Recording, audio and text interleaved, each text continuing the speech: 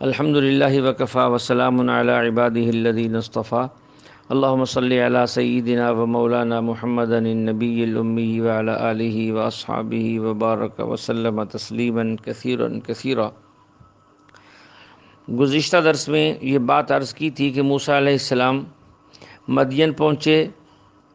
عورتوں کے جانوروں کو پانی پلایا، انہوں نے اپنے والد حضرت شعیب علیہ السلام کو ان کا قصہ سنایا تو حضرت شعیب علیہ السلام نے ان کو گھر بلوا لیا۔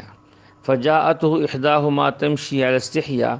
شعیب علیہ السلام نے اپنی بیٹی کے کہنے پر موسیٰ علیہ السلام کو اپنے پاس بلوایا اور ان کے حالات سن کر ان کو تسلی دی کہ آپ بے خوف ہو جائیں، اس لیے کہ اب آپ ظالم لوگوں کی بستی سے اور ان کے علاقے سے نکل آئے ہیں، اب آپ کو کوئی خطرہ نہیں۔ اور اپنی ایک بیٹی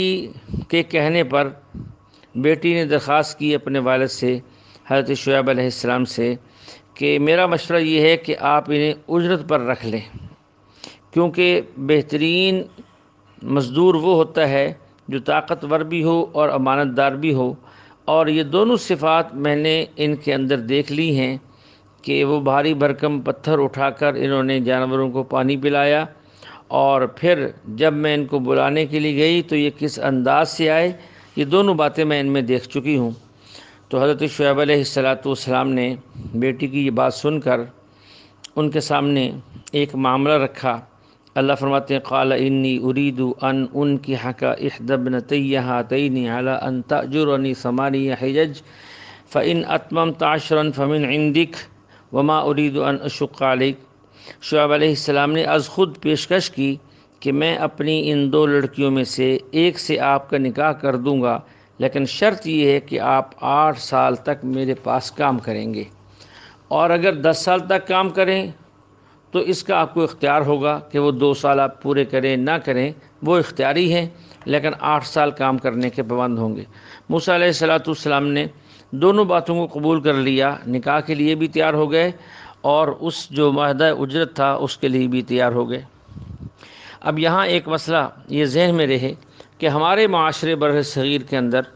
معاملہ یہ ہے کہ لڑکے والے لڑکی والوں سے جا کر رشتہ مانگتے ہیں۔ اس چیز کو معاشرے میں لوگ عیب بھی نہیں سمجھتے،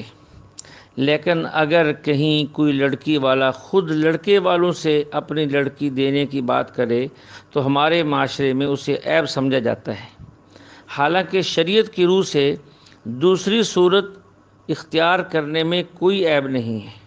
بلکہ اگر کبھی کوئی نیک اور دیندار لڑکا مل جائے تو لڑکی والوں کے لیے ایسے لڑکے کو اپنا داماد بنانے کے لیے پہل کرنا، خود دعوت دینا مستحسن عمل ہے، جیسا کہ حضرت شعیب علیہ السلام نے